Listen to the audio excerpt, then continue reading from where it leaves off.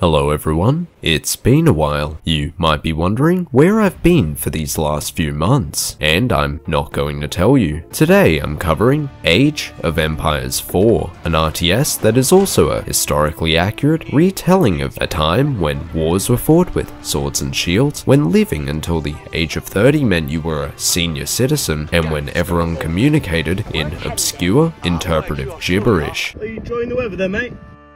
Where? Are you enjoying the weather there? Chips, not said.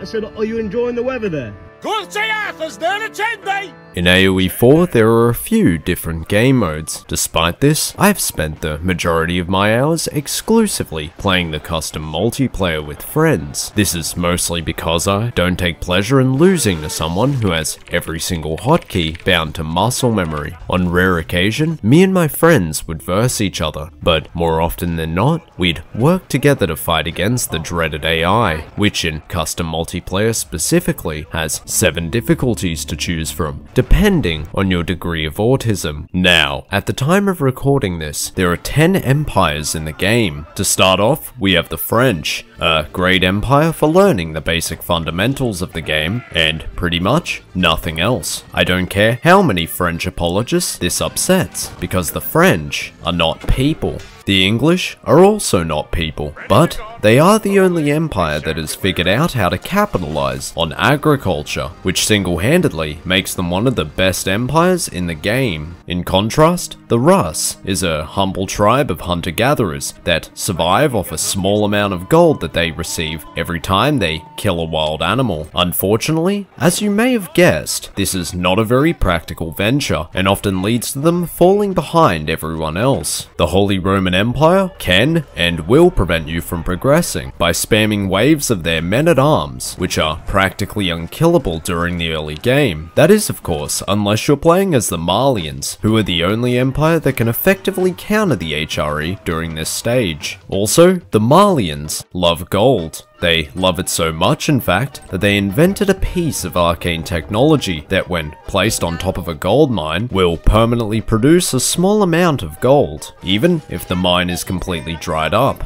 The Ottomans are an empire with extensive knowledge of gypsy magic, which they use to conjure up the best units in the game, known as Janissaries. This unit is incredibly controversial. Some say they need to be nerfed, some say they need to be removed entirely, but clearly none of them have ever played as the Chinese, because if they did, they'd know that you can counter Janissaries by mass-producing light-ranged infantry units, known as Jugainus. Speaking of the Chinese, they are the only empire that can build communal housing and effectively rob their working class with the help of tax collectors. The Mongols are a band of fully mobile scientists and engineers who, with the right structures, can generate meat, manpower, and siege machines out of the oxygen particles in the atmosphere. The Delhi Sultanate can produce war elephants. I fucking hate war elephants. The Abbasid dynasty. I hate the Abbasid dynasty even more, because one time when I was versing someone who was playing as them, they attacked my empire, and midway through this attack, decided it would be funny to construct a mosque, which began immediately converting any villager of mine that went near it. Tangent aside, when you get into a match, there are 4 fundamental resources that you will need to collect: food,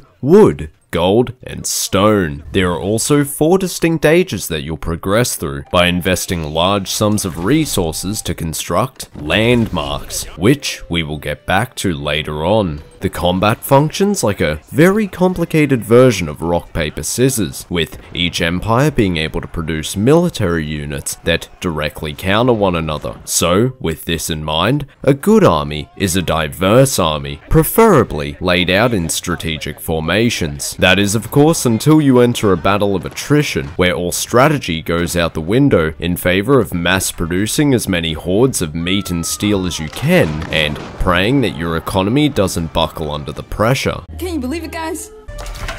Just a week away. This is in a week. Woohoo! I am so happy about this information.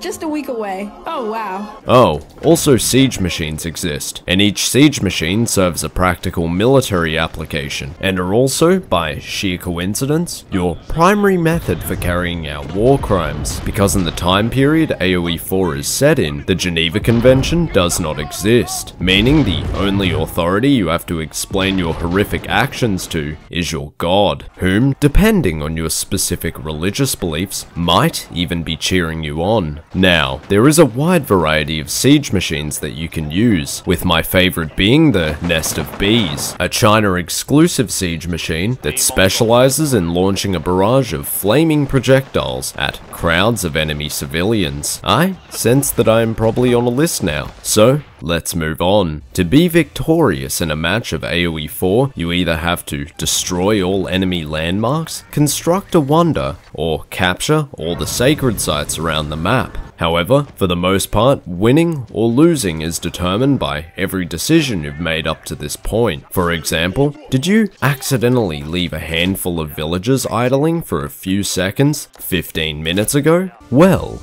that's very unfortunate. Despite how unforgiving and downright abusive it can be at times, I truly love this game, and for that, I give Age of Empires 4 an incredibly biased score of half a terabyte of footage out of 5 months of my natural life. If you want to play it for yourself and just so happen to be the descendant of a wealthy oligarch, you can buy it on Steam. But if you weren't fortunate enough to be born at the top of the caste system, I recommend purchasing a copy on G2A instead. Before wrapping this video up, it should be noted that more content is currently in the works and will be coming in the near future, so stay tuned for that.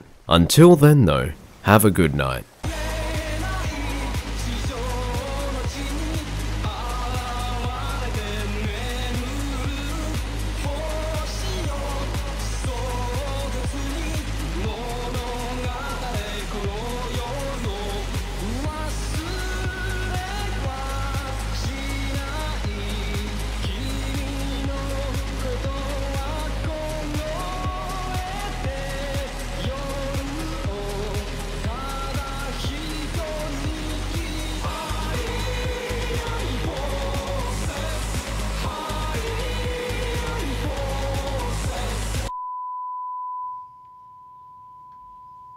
That's it?